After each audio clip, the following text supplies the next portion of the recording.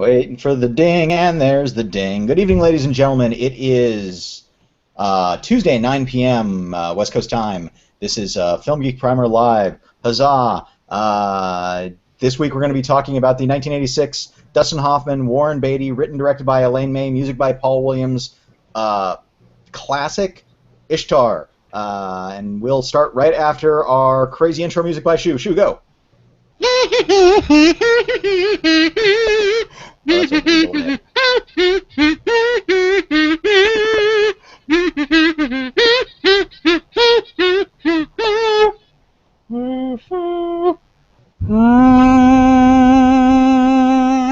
Now, if that had Ishtarian lyrics, it would be so much better. I'm sure, yeah.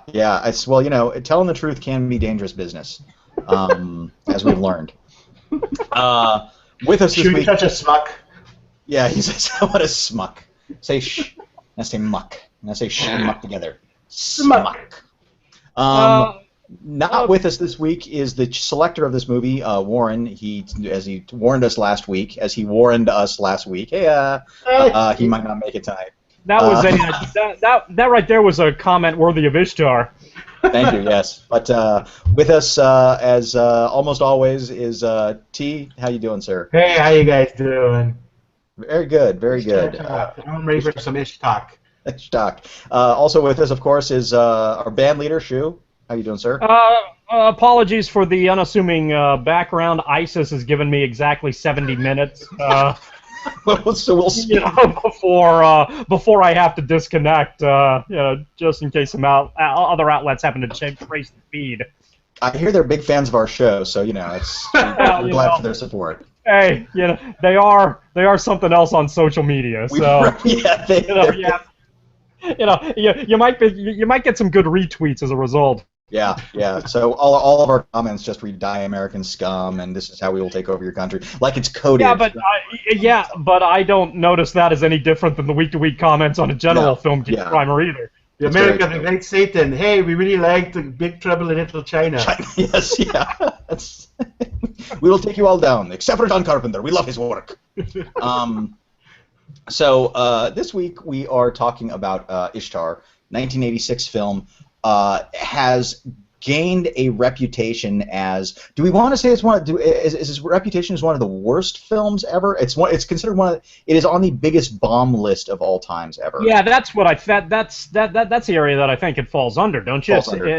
It falls under bomb or train wreck or any of a number of similar categories like that. But I don't. I think it's the classic example of that where people confuse quality over box office performance. Yeah. So and also because it bombed, that it's not a good movie. So yeah.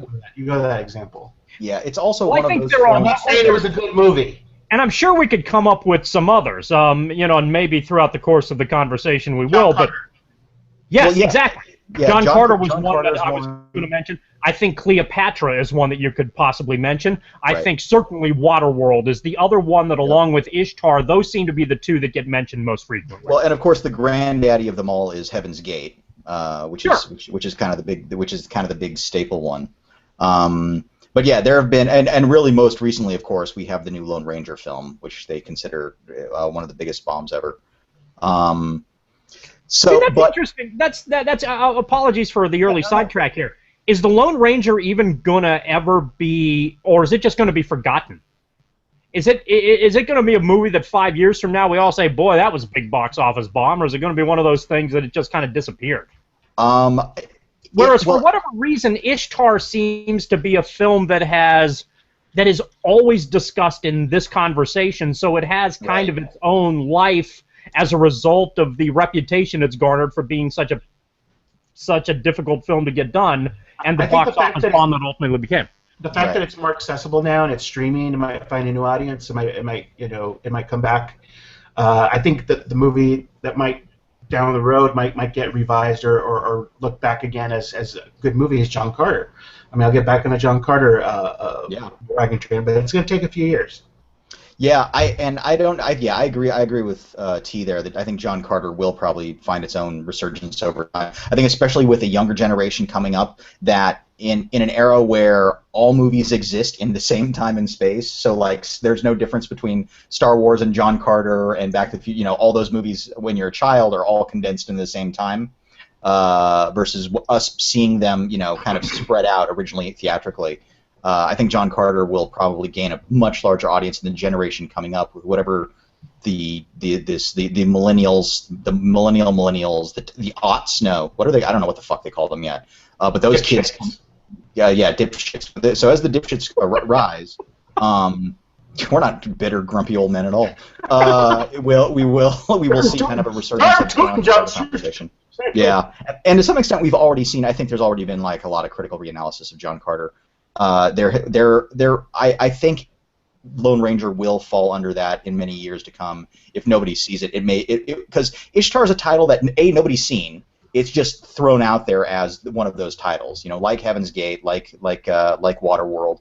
Though a lot more people have seen Waterworld. You know, Ishtar is a title that everybody's like, what a piece of junk. Have you seen it? No, I haven't. So you know, but it's just its history is simply it being a piece of junk because it tanked. Now. So what's the background on the making the movie? Why was it made? Who made it? So it was written the history. Written and directed by Elaine May. Stars, of course, Warren Beatty and Dustin Hoffman as two wannabe singer-songwriters who are beautifully horrible. They're really bad. Like they were. The best part is they were like. They were they're so bad they're good before that kind of thing really existed. In pop culture, and so they spent. I believe the budget ended up being like $60 million. It's a small comedy that takes place in New York and then in a desert that could have basically been shot in Yuma, but they actually shot, I believe, over in oh my God, where? What, Morocco or something like that? Morocco or someplace like that. Yeah. Right. What was it done by a young Steven Soderbergh? Exactly. Yes. Use films as an excuse to travel the world. Travel. Yes. So, and that'll be a whole debate we'll get into later with Shu. And then, but I mean, there were rumors from the set about she didn't like the way a sand dune was laid out, so she had a bulldozer mow it down so she could get the shot. It was shot by Vittorio Storaro. There were consummate arguments coming back from the set about how it was you know, budget overruns and all this other stuff, and there, you know, the press was already much like Heaven's Gate. The press was putting out tons of stories about how this, you know, all this money is being spent and it's not that good and blah blah blah. There was a period when there were 3 edits being made on 3 different floors of this building. Dustin Hoffman was cutting his version on one, Warren Beatty was cutting his version on another, and Elaine was cutting her version on a third. And I had actually met one of the assistant editors on that movie who was working on Dustin Hoffman's version, and she said it was just like everybody was just catfighting and all the time, and it was this real kind of like odd tension between all the different floors, even though they'd go and watch each other's cuts and go, and then they'd go back and fix theirs or do stuff like that. It was a real weird debacle. And then finally, shame, you know, to some degree, it's a shame that those other versions don't exist. It is, right? Wouldn't that be a killer fucking DVD to have of just all these different versions to see what people thought, what each of that you could really kind of nail what each person's sense of humor was. So let's really push this movie to get people to watch it. Maybe that DVD release will come out. Well, there's a Blu-ray. There's a Blu-ray out. But I don't know if but I don't know if there's like I don't even know if those versions exist anymore. Who knows? You know, those could be lost in time. But Paul Williams wrote some of the best, dumbest songs ever. Charles Grodin, the great Charles Grodin, shows up as a incredibly wry and dry CIA agent. Matt Frewer, Max Headroom, or if you watch The Nick, he's been in a few episodes of that. Matt Frewer, character actor, has a small part as a CIA agent. Not Jack Warden. Oh my God! Why can't I think of the guy's name? And who was? And I can't. And an odd cameo. It must have been like his first role as an Jack extra. Weston. Jack Weston. Thank you. At the very end of it, or in one of the bar scenes actually near the beginning, I can't think of his name. He was the pedophile in Happiness. He played the guy that would become the lizard in the Sam Raimi Spider-Man movies. Yeah. Anyways, he's completely unmissable as a man in awe listening to them perform in New York. So I want to start with T because both Shu and I have seen this movie. T has never seen this film, and just a little background on T. You're a huge fan of the road movies starring Bing Crosby and Bob Hope. Yes. I wouldn't say huge fan, but yeah, I mean, you're a supporter of. Yeah, yeah. And this is very much a movie in that vein. It definitely tries to contemporize the Crosby Hope thing, but I'm not sure how successful it was. Right. So let's hear your take on the movie. Well, you know what? I'll be honest. You have the first part where there's in New York. They play two down-and-out actors, and you have pretty much. I mean, we've seen Dustin Hoffman play a loser. I mean, he was in Midnight Cowboy. He played. He's. We know his range. Right. I've never seen Warren Beatty play a loser. And right. That's They flip roles in this one. He's kind of a aw shucks cowpoke, country boy, meets Stan Laurel, just innocent guy. And I like that. I kind of like that aspect. He was a loser. They're both super untalented. I wish the whole movie was just the first 20, 30 minutes before they cut Ishtar. Yeah. Just to see these guys just wallow in their loserishness, and you have the star power, and how do these two stars portray these two losers, and do they win in the end? And I almost wish the movie was just that, because once it hits Ishtar, and they go to Morocco, it turns into this quasi Romancing the Stone attempt to make a comedy adventure film that. For most of that section of the movie, I was pretty lost. I go, right. What's the goal here? Why are they so important? The CIA gets involved. Isabella Gianni plays this revolutionary type character that they're kind of hiding or not hiding. And there's this map, which I'm going to ask the both of you, what the hell is the map to? I don't know, but it was very valuable, and everybody was fighting. So you had the people of Ishtar, the government there, fighting against the CIA, trying to get the, Hoffman and Beatty, and I think that's where the movie kind of loses it for me as far as keeping my interest, and kind of like I'm just a passive viewer trying to absorb what's going on, and I really just wish it was just like in that mold of Crosby and Hope, where they just go through this misadventures and there's consistent jokes. That's not saying that there wasn't, because I think there was a couple of solid jokes throughout the movie. And they all involve Warren Beatty, and I almost think if they had a lesser character or a lesser actor team up with him, it would allow Beatty to kind of do whatever he was trying to do. And I almost think that the movie could have been just about him and his character, or just set in New York with the two guys. So to me, it was very uneven. It was pretty uneven.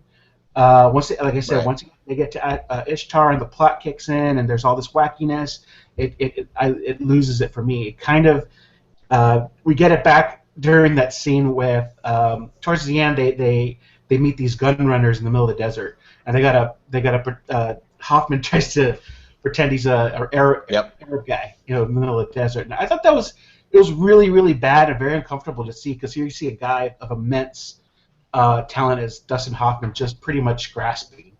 I don't know what they were trying to do, but it's almost ironic how funny that was, just watching that, and how uncomfortable that was for him as a performer rather than the character. So I was taken out of that piece. But it wraps up nicely. They have the concert at the end. I almost wish that at the end they do sing a song, and I almost wish that the last song they sing was actually good, like they nail it. It's like everything, all the badness that we've suffered through the movie as far as their talent, they nail it in the last movie because they dedicate it to one of the characters who, I won't expose due to spoilers. But otherwise, it's a pretty uneven movie. It's not unentertaining, and it wasn't horrible. It wasn't horrible at all. So, okay, Shu, let's hear it. Honestly, I think that's pretty much right down the line. Yeah. I think Tremendo nailed that, and that's largely how I feel as well. And I think part of the fascination, especially if you go into this movie, and I'm sure everybody has, and they haven't seen it, you go into it hearing about what a train wreck this film was. The thing that jumps out at you was all that New York stuff, because it's so goddamn funny. There's 20 minutes or 30 minutes of this film that are really good. And you're wondering, I think as you're watching that part, at least this is how it worked for me, it's like, what is all the hubbub about? This is a pretty damn good film that doesn't deserve near the press that it got. And then you get to the last hour, and it's kind of like, oh, this was a good 30-minute concept that they ultimately couldn't deliver for the final hour. And it's not like in that, even once you get to the desert, it's not a horrible film. It sort of meanders. It goes through the process. There's stuff we've seen that's funnier. There's stuff we've seen that's less funny. It sort of lands. It becomes very much a middle ground movie that if it didn't have the backstory behind the scenes, I think Ishtar would be largely forgettable. Completely. But because of that backstory, it has this weird component of being forgettable in the back end, in Acts 2 and 3 generally, but that first 20 or 30 minutes, holy crap, it's good. And Santo, you're right, the songs that Paul Williams lays out are bad classics. And that's a difficult thing to do. And I think both of them, I think Hoffman and Beatty pulled that off very well.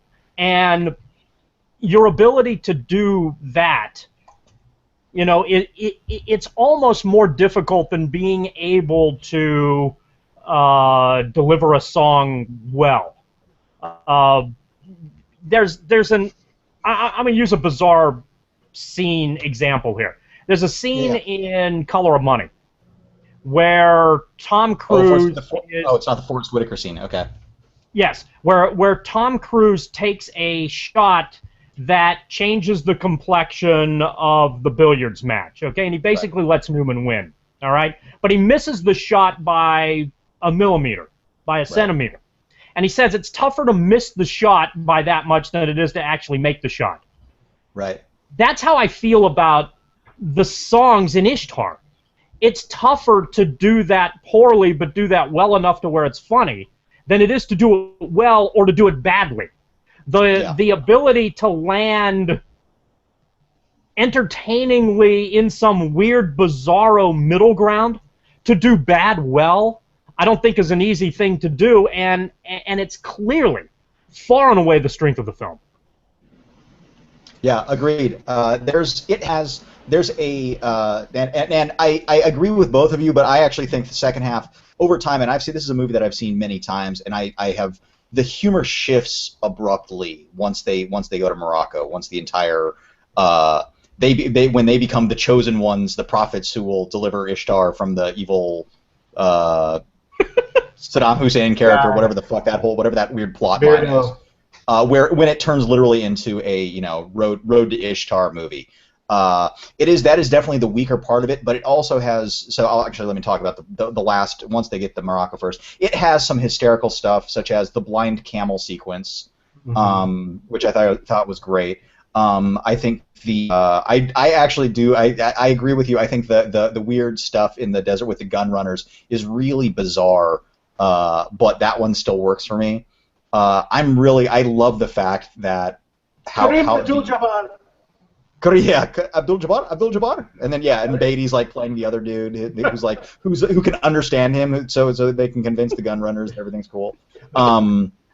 It has there's a great, and there's an awkward level of prescience too. I mean, considering this is apparently Middle East humor about war in the Middle East and war breaking out amongst countries in the Middle East will work forever. That is like a comedy goldmine that you will be able to mine, and it will always feel prescient. Because it's like you watch that and you're like, holy shit, it's like that's going on today, because it always is going the fuck on. Yeah.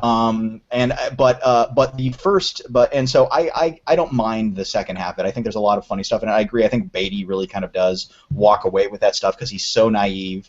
And his confusion of Isabella Johnny being a boy at first is a great bit when he puts on her breast accidentally, and he's like he's delivering this entire scene just shocked as he's like feeling her breast, like completely blown away that it's a woman. It's a rough life.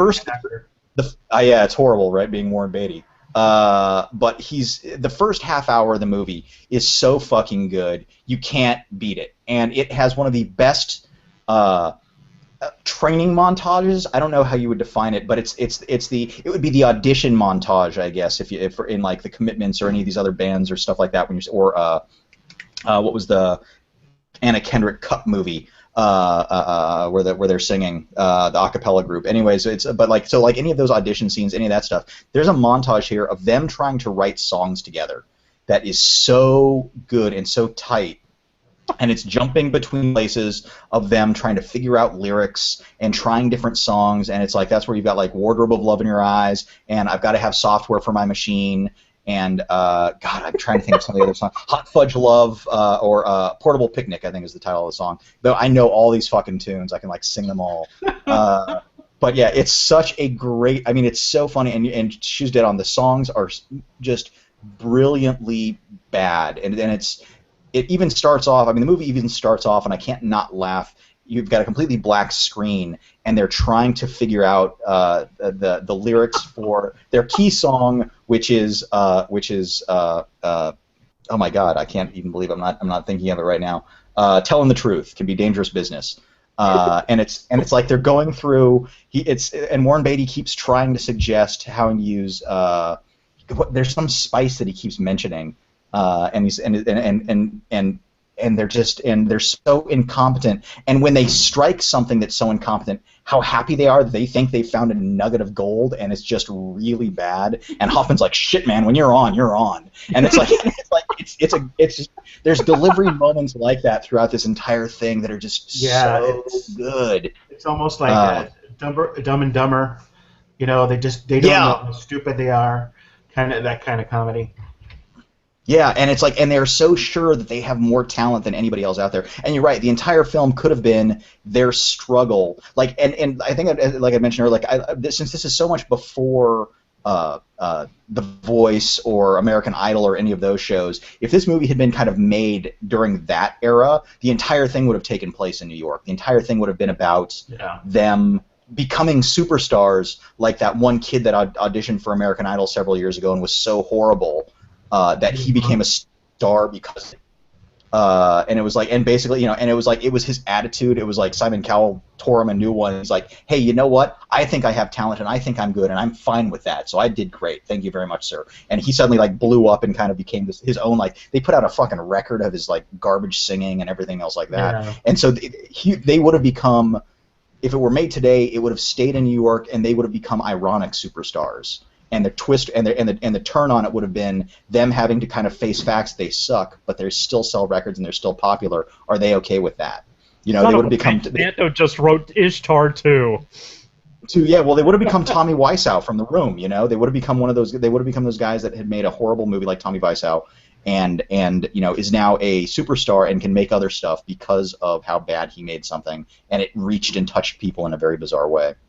But then you're right. The plot gets in the way of itself for the rest of the film, and then kind of circles back around. There's another great bit is like when they're out in the desert and they start they start writing some song together because they're just dying of thirst and everything else like that. And then about like later on they're about to face a gunship in the desert, and they're about to die in the desert, and they start singing the song again. And Dustin Hoffman's like, hey, we didn't need a pencil. There's this like whole thing about like how they could remember their stupid, shitty song that they wrote. And it's just, there's stuff like that I just think is just absolutely great. Grodin, I think, is solid all the way through. Grodin has some great phone call scenes, or when they're like spying on them, listening, and they're like, are these the dumbest motherfuckers on the planet? What is going on with these two? Or Grodin is like, he's like, no, sir, we did not shoot it to Americans in the desert. No, sir, we did not. I don't know who's telling you that. He's just classic Grodin, straight down the line delivery that I just think really works. And yeah, it's not my biggest defense for the movie is that I can't believe that people say it's as bad as it has gained a reputation without being seen of being a horrible film because it made $0 at the box office. But exactly. And it's not. It's much better than that. I think and I think you could argue of the movies that we brought up in that automatically bad category for monetary and behind-the-scenes reasons that Ishtar's the best of the bunch. It's possible. I don't know about that. I mean, I'd hate to say that I would actually. I mean, I would probably put John Carter above an Ishtar. Yeah, you guys are big on the John Carter camp. I would put Heaven's Gate above Ishtar because I actually think Heaven's Gate is a very solid film. All right, fair enough. You guys suck. But I'm sticking with it anyway. And John Carter's next week's movie. That's right. Yeah. Well, also though, not really. The money.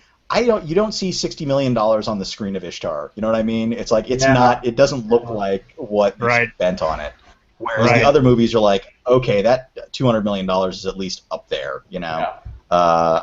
I mean, if you look at Heaven's Gate, and nowadays people will go, it's like big deal. It's a CGI town now. They built that fucking city area thing. I mean, it's all up there on the screen, whether it's up there for 15 seconds or not, just to kind of establish mood and atmosphere. It's all up there. So how do you think they went through the process of ever pitching this? Who the hell? How do you pitch that film? How do you pitch Ishtar? I think Elaine May Elaine May had a couple big hits under her belt. She was friends with Warren Beatty. She wanted to make a comedy. She wanted to do kind of an updated road movie, and of course you've got a generation of actors who probably grew up loving the Hope and Crosby flicks. And you really seal the deal by saying, Warren, you're going to play the innocent doof, and Hoffman will play the stud. And so instantly, everybody's kind of starts getting really excited about what this can produce. That to me is the angle that I think at that time everybody was going for. Interesting. I would have opted for Romancing the Stone. I think Romancing the Stone may have influenced its production too. It's adventure. Even though they never played up the romantic thing a lot. I mean, Isabel Johnny's barely on screen for 10 minutes, and so they don't really play up that angle. But they could have just easily sold, it's Ishtar with Warren Beatty and Dustin Hoffman in the desert. So, I mean, sorry, it's Ishtar. It's Romancing the Stone. It was. No, that's exactly how they played it off. What brilliant marketing! Yeah. So you're saying it wasn't cocaine? I think you had a lot of actors. Paul Williams. Yeah, plenty of cocaine for Paul Williams. He will be the first to admit that one. I'm sure there was plenty of cocaine going around to some extent, but I also think you had there was a lot of power. I mean, you've got Warren Beatty and Dustin Hoffman at the time were incredibly powerful still. I mean, they were. I mean, Hoffman had done Tootsie, Warren Beatty had done Reds. I mean, they had not. These were people that had and that were still bankable stars with a lot of clout and a lot of power behind them, and a lot of companies that would be willing to work with them and want to do work with them. And I believe, if I remember correctly, it was Elaine May wanted to do this and got Warren Beatty involved, and I feel like she did some. I want to say she did ghostwriting on Heaven Can Wait or something like that. It's like he kind of owed her. She wrote it. Yeah, and I thought it was Buck. I thought Buck Henry wrote it. She's credited in the screenplay. According to IMDb. Is she? Okay. There you go. And Heaven Can Wait was a hit for them. She did uncredited to work on Tootsie. Oh Jesus, yeah. So she had. I mean, you got two movies that that succeeded quite well and did very well for both of those guys. Feeling like they owed her one, why not? I mean, and she had given us, by that point in time, she had given us like Mikey and Nicky and not Hopscotch. What was A New Leaf? And I feel like not the Coca-Cola Kid. The Heartbreak Kid. The Heartbreak Kid with or HBK as we know it. Yes. Good HBK as it's known today amongst all the kids. So it's not so it's not like she did she didn't have some chops and couldn't have pulled something off. And she was well known for being a comic writer with Mike Nichols, and she would never direct again after that. She swore off directing after that. But she'd written screenplays for The Birdcage. I believe she'd helped with the screenplay for Primary Colors as well. She'd worked with Nichols a lot. I think people should go to YouTube and watch Nichols and May skits, and really look at the work she was doing back then. There's some really non-contemporary type comedy going there. It's comedy that we take for granted now. They were doing it back in the 50s. Yeah, I mean, there's a lot. I mean, she was an incredibly talented writer. She still is an incredibly talented writer. She had a small bit in Small Time Crooks, the Woody Allen film, and she really knocked it out of the park on that one. So yeah, at the time, I think there was a lot of power going around, and she wanted to make this movie, and they said, you know what, we owe her one. Let's let her make this movie, and that's kind of how the whole thing got rolling. Why do you think she hasn't worked since? Do you think that the reputation of the film or the failures really destroyed her directing career, or do you think it's her choice that she just didn't do it again? Probably a little from column A, probably a little from column B. I don't know if people would trust her again. From what I understand from the stories, she had some real. She went really kind of ego crazy on a lot of this stuff. I mean, if the thing is true about her mowing down a sand dune because she didn't want it in the shot, that's, I mean, that's some interesting form of control. And the movie was shot by Vittorio Storaro, who has done a bunch of Bertolucci films like The Last Emperor. And The Conformist. So I mean, he was big time stuff. What did you think she was, David Lean? Yeah, exactly. Sorry, what was that, T? Did he do Apocalypse Now, or was that Storaro? Yeah, no, Storaro did Apocalypse Now as well. Yeah. So he's not a lightweight. But yeah, exactly. Having people like that involved. Well, it's weird. Cinematographers are really bizarre because it's like Vilmos Zsigmond shot Jersey Girl. It's like these guys. It's like cinematographers will take gigs sometimes if it allows them to try something different, or it puts them in an arena where it's like they can really kind of test themselves or see what it's like to shoot something small and simple like a romantic comedy or do something bizarre. And Storaro I believe Storaro even did The Sheltering, Bertolucci's The Sheltering Sky. So maybe he did prep work for it by shooting Ishtar. But yeah, so. So I guess we're in agreement here. Not the horrible bomb that it deserves to be. For some people like myself, I adore the movie, even though I get that I completely admit that it's uneven and wonky. But for me, there's a ton of shit in it that's worth enjoying. Yeah, and I feel like Ishtar to a large degree, and there probably aren't a lot of Santos out there who have watched it repeatedly, although I happen to know two. I know Santo and somebody else who happen to who adore this film and have probably seen it a couple dozen times. There is a website for it. Yes, I've seen it. Mm-hmm. Yeah, which has lyrics and a bunch of other stuff and is fantastic in that regard too. Yeah, that's a must check out just for the entertainment value. But I feel like it's almost like, and this is obviously an old musical reference because now with MP3s that doesn't, the concept of the album really doesn't exist anymore. But to me, Ishtar is almost that film where you've got a good album that had 3 songs, and those are the only 3 songs you kind of listen to, and you don't even remember that tracks 4 through 9 are on the album because you can never get past the 3rd song. Because song 1's really good, song 2's really good, song 2. So that whole first act is so good that to me it's almost like I can barely remember that there's desert stuff going on in this film. Right. Thank God for the poster to remind you.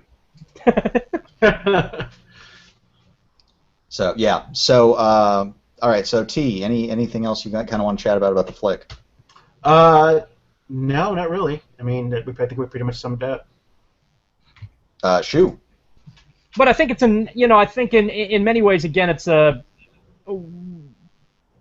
neat. It has neat moments that are worth at least checking out, and it's not a long watch. It's not a bad watch. It's kind of you can sort of. It's not going to take a whole heck of a lot of your time to check it out as well. Whereas if you decided that you wanted to watch some of these other films and you kind of had serious ADD.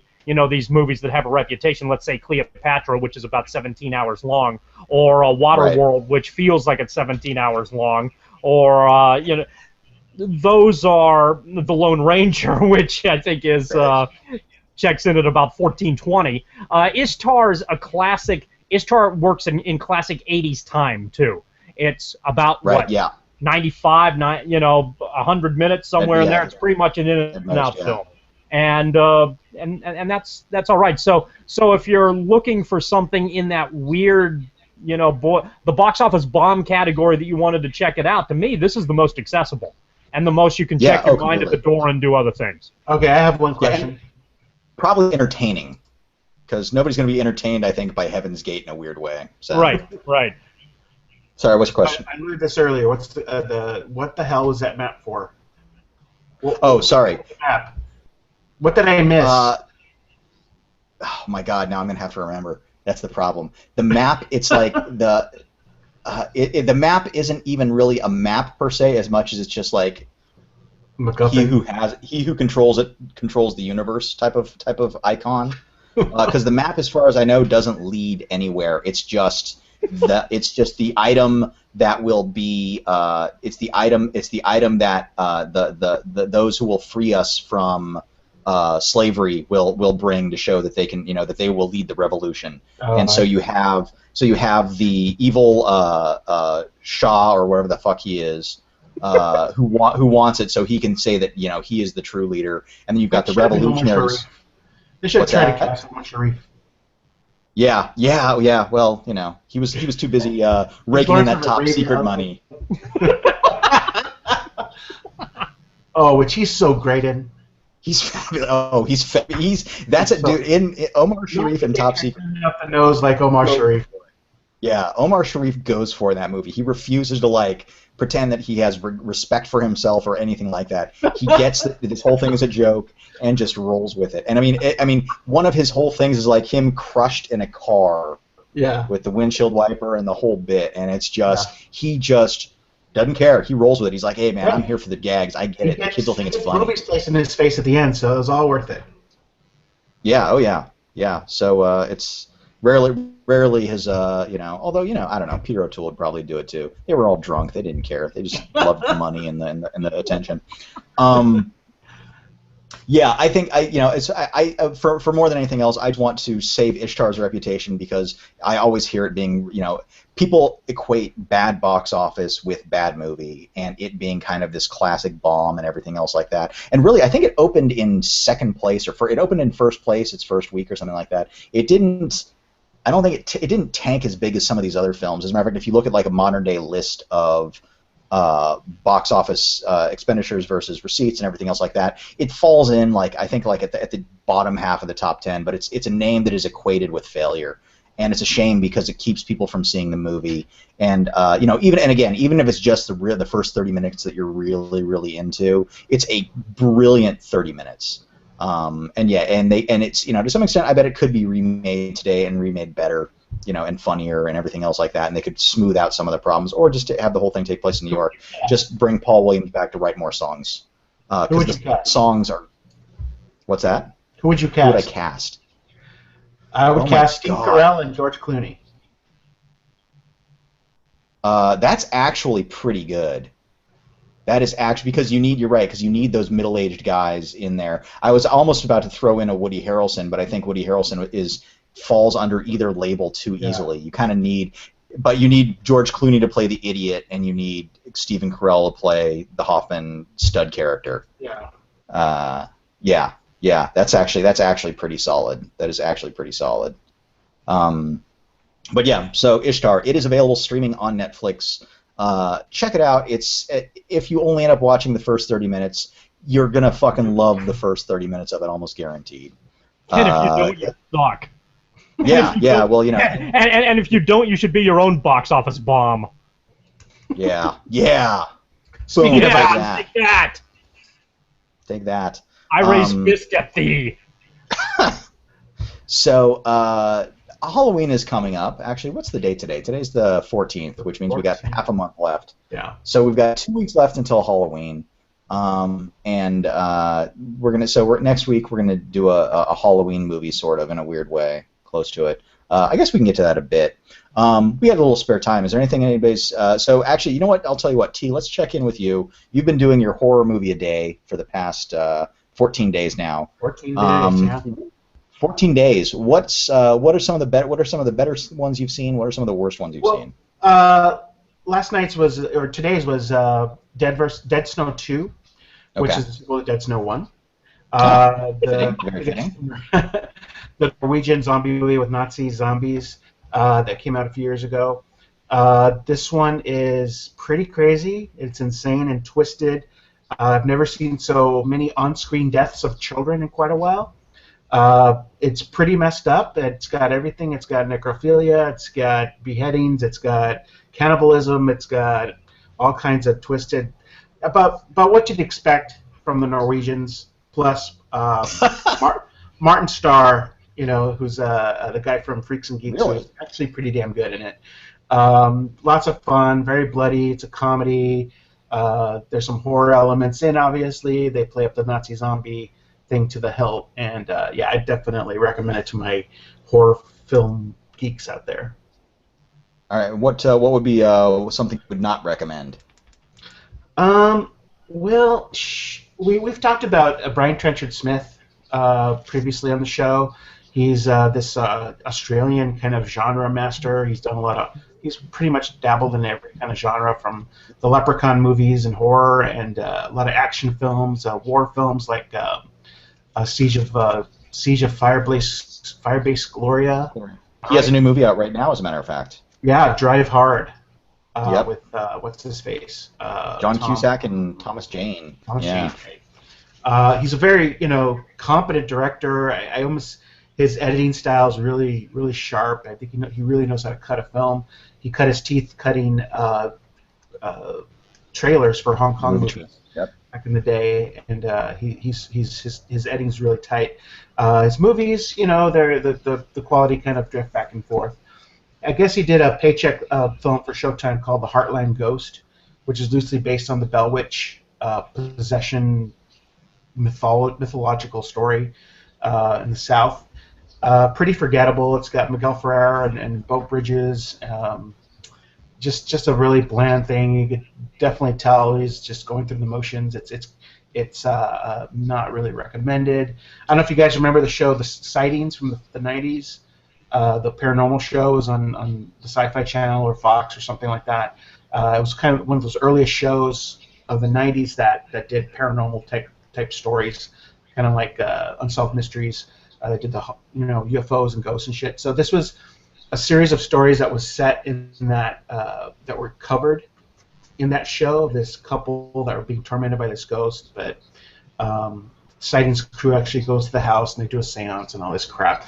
It's like I said, it's pretty forgettable. It's probably the worst film I've seen of the last 14 days. But so I would not recommend it to anybody. I wanted to be a Brian Trenchard Smith completist, so at least I got that in. You can check that one off the box. Check it out. But I haven't seen a horrible movie, so I haven't seen anything horrible. Horrible. There's no Ginger Dead Man versus Bong Creature or any of those. It's theirs. I got a list, so we'll see. Gotcha. I wish it was 62 days. I wish it was 62 days ago. Yeah. So I'm trying to catch up on stuff I've missed, like the VHS films and the ABCs of Death films, right? Which I've kind of missed, and the Sacrament, which is a Ty West movie I still haven't seen. So. Yeah, Sacrament's kind of thing. I'll be fascinated to see what you think about that one. Okay, cool. Yeah, so, Shu, you have not seen Dracula Untold yet, correct? That's sadly, that's correct. Hard to fathom, but it's correct. Yeah. Well, I'm sure you've seen it probably so 4 or 5. You've seen it 4 or 5 times already. I refuse. Oh come on! I refuse to see that. Come on! You don't refuse to see anything. You see, if the opportunity presents itself, you will see everything. EVERY thing. Now you're telling me that you are so don't tell me that you're not going to see Dracula Untold. No, you're going to at some point here break down and tell us all that you have seen Dracula Untold on multiple occasions. Multiple occasions. Don't tell me you've refused. That's ridiculous. Yeah. All right. Let me clarify my statement then. I will not see it theatrically. I still have not seen I, Frankenstein, so, Wow. Take that for what it's worth. Wow. What is your thing against Universal Monsters? Are you a racist against Universal Monsters? Yeah. Well, I'll tell you what. In an awkward way, the Universal Monsters had their time, man, and I love those movies. And that's let them be, let them rest. It's okay. I don't need Frankenstein. Dracula. You haven't been told this version of Dracula. I know it has been. I think it should remain untold. There's a reason why that's in the title. You don't remember Frankenstein ever in the first person. True. This is true. How can you? Very true. How can you skip these? Let me guess. Yeah. But somewhere along the way, you were willing to see Brendan Fraser in The Mummy. Yeah, I was really drunk and high during that era, but I did see it. I mean, I saw that opening weekend, and I have to admit, now the Mummy remake, I actually thought was quite a bit of fun when I saw it. I was not expecting it to be good at all, and I was shocked that it was entertaining. But it took the second movie for me to realize they had no idea what made the first movie fun. You know, they actually thought it's that whole thing where it's like when you see the second film, it's like the second Pirates of the Caribbean movie. You're like, oh shit, they did not intend that to be fun at all the first time around. They thought they were making something actually a lot more serious and whatever else, and not campy. And the first Mummy movie has a certain level of camp to it, and has like Kevin J. O'Connor and Rachel Weisz and Hugh. No, I can't think of the other dude's name. Are having a really good fun time in it, as is Brandon Fraser. I mean, they seem to be having fun, and they treated the movie as fun. With Universal starting. Arnold Vosloo. And oh right, and they changed her name to Nefertiti because they were afraid that Nefertiti would get laughs. Whoever the chick was. You know what? They were right. Yeah. We just chuckled. Yeah, they were right. Whoever played her in the first movie with like the little black tattoo stuff and everything else like that, everybody walked out of that thing going, "Oh my God, she was so hot." And they put her in the second movie, and everybody's like, "Oh shit, she can't act." But yeah, it's so. But like I don't know. Yeah, exactly. Whatever happens in the TDs stays in the TDs. Do you know that Universal is trying to make a cinematic universe using the Universal monsters again? Have you heard about this? I've not. It makes sense, but I have not. That's not. Yeah, it's this new form of movie making, which is how can we make like a crazy franchise that isn't a franchise, but it's still a giant franchise, which is now known as a cinematic universe, by taking a bunch of separate ideas, somehow linking them all together so you can have a giant team-up movie. They are trying to do that with Universal Monsters. And Dracula Untold, even though it was made before they had completed this concept, they now, I guess, they have some stinger at the end that will now be able to link it into the new Mummy movie that's coming out in 2016 or something like that, and this concept that they're actually going to be able to pull this shit off, which is a shame. The original Universal Monster movies, as I'm sure T would agree, classics. It's an amazing series of movies made during a really rich time in horror filmmaking, and I think let it be. Just let that stuff relax. Are they going to have an Avengers of Universal Monsters? Yes, that's the concept. Yeah, apparently. So they're going to have all of them in one movie, eventually. Yes, yeah, but without Abbott and Costello. Oh man. So, yeah. How about Dustin Hoffman and Warren Beatty? Hopefully, fingers crossed, they will be doing the soundtrack. Paul Williams will write the songs. They will sing them. Paul Williams be writing songs for Frankenstein and the Mummy. Yes. Yeah. Yes. Yeah. They'll be re-releasing "Putting on the Ritz." Mel Brooks will figure this one out. They will, but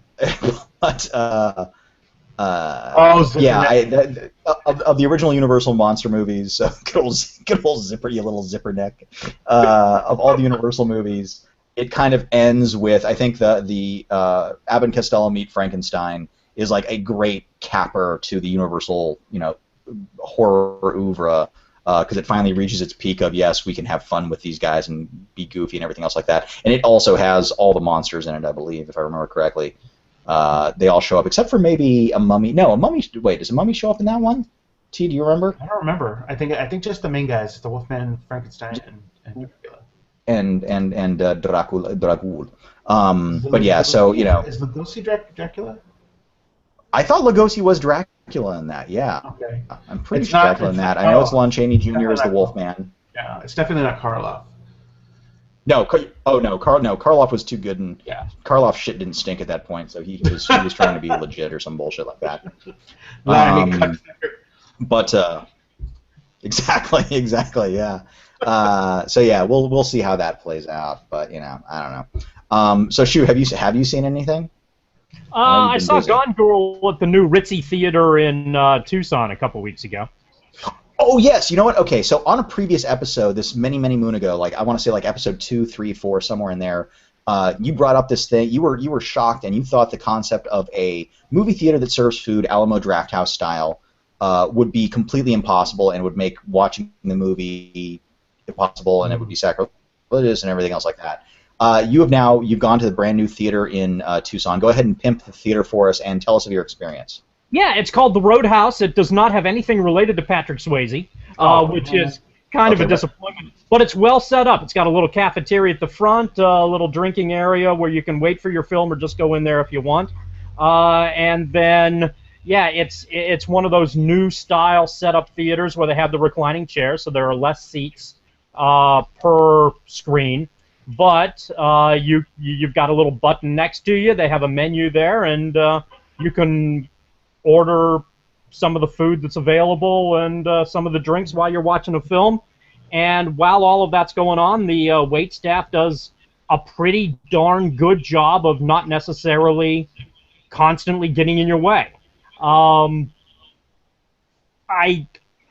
It's sort of, I don't know that it's any different any more than any other movie-going experience, in that you start to get the notice that the kid will make a noise, or somebody else is whispering, or, you know, the doofwad will be on the cell phone, you know, and they're in attendance anyway. So there's enough distraction as it is to where this new, more comfortable distraction isn't really any different. So it's a lot more like a generic theatrical movie-going experience than I expected it to be. And to their credit, you know, the chairs are comfortable. I'm sure you guys have experienced many a theatrical film with this sort of setup. I have not actually, no.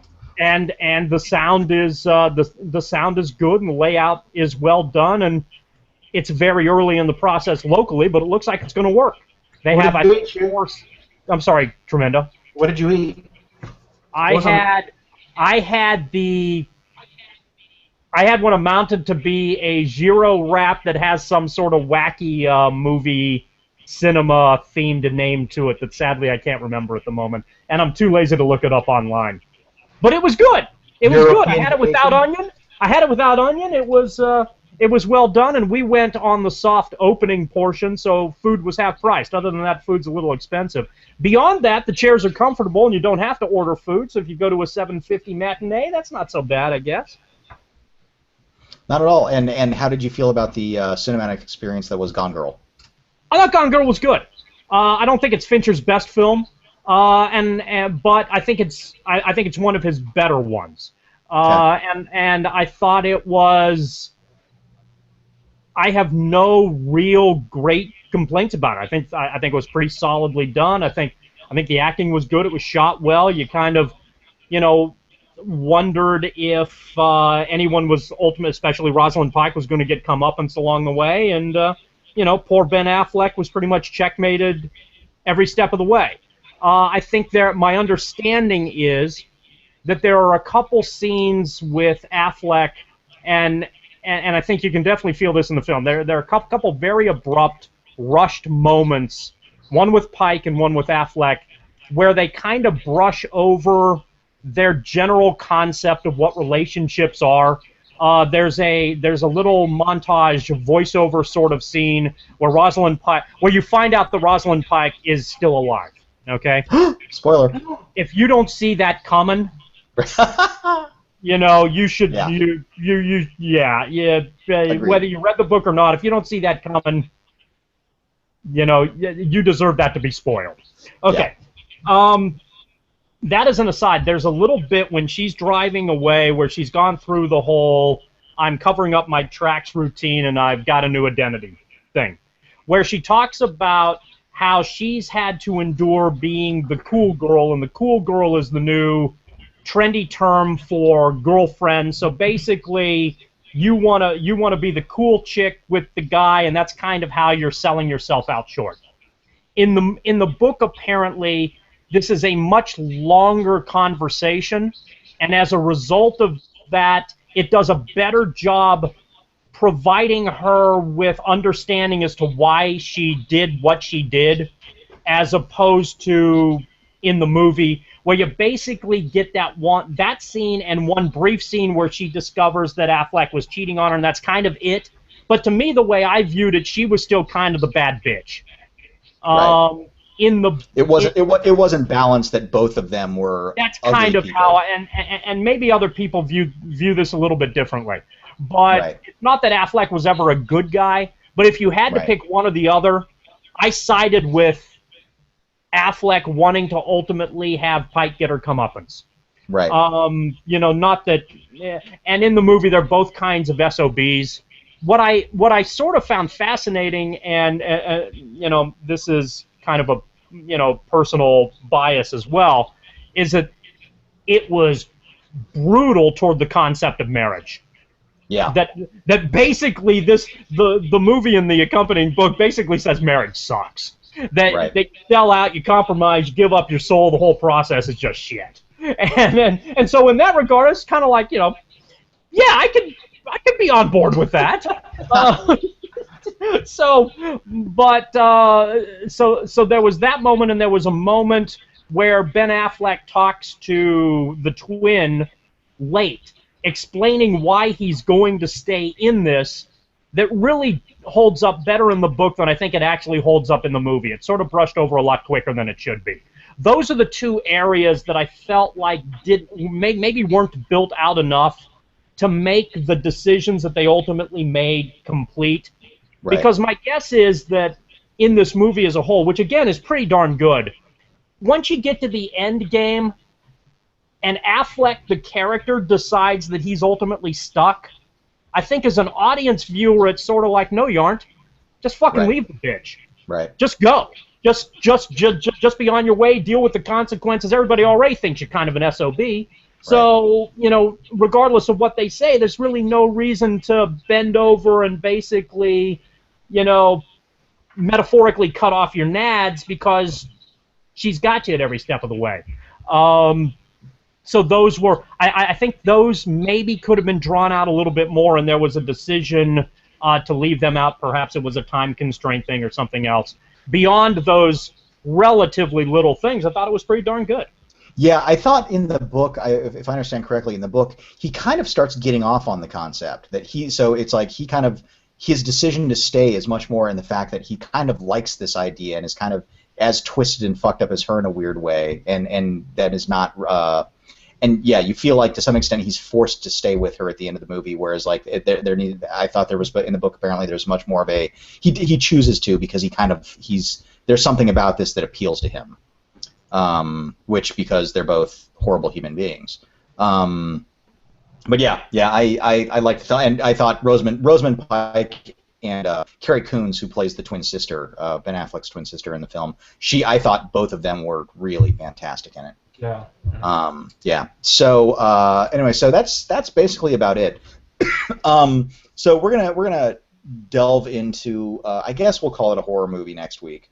Although, actually, and let me ask you, T, have you watched? I looked through your list of the movies that you've watched so far this month. You have not watched Shivers yet, correct?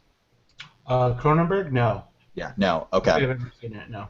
No. Okay. Great. Shivers is on Netflix streaming right now, and I think that's going to be our movie next week. David Cronenberg, I believe his first theatrical release. I think Stereo may have been released theatrically, but I think Shivers was the one that kind of, I don't want to say it broke out, but it received a much wider release and is kind of regarded as, I believe, his first film, if I remember correctly. So yes, I think so. Shivers is streaming on Netflix, directed by David Cronenberg.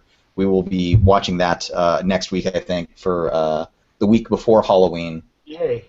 Yeah, so that'll knock off one of your day movies if you want to talk about that thing. So yeah, so we will do that. So T, where can people find you? I'm at El Tremendo on Twitter, and if you want to find me on Facebook, just look up El Tremendo. And are you tweeting your daily movies, or are you Facebooking those now? Facebook and the Facebook ones are a little longer, obviously, because it's right. Yeah. So yeah, the Twitter ones are really brief. Gotcha. So the in-depth reviews can be located at Facebook. Yes, right. Absolutely. So Shu. I'm off the grid. I forgot. Actually, they're like standing right off to the side right now. All right. Yeah, that's exactly right. Time is running out. Right. Time is running out in more ways than one. Oh boy. They say, play the theme. Play the theme. Exactly. Quickly, you will play the theme, but it will kill.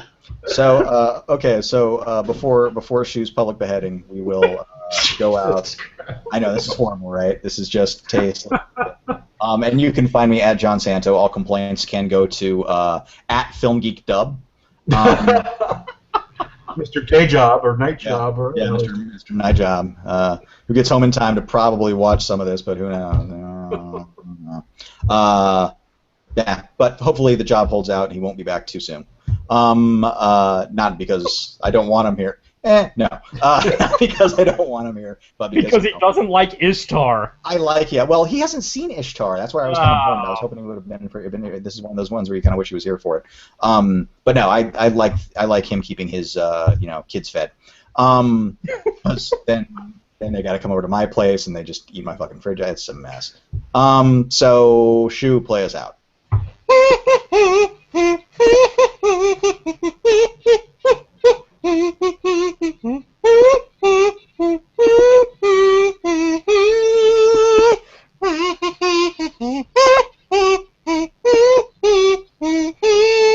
Don't cut off my head just yet.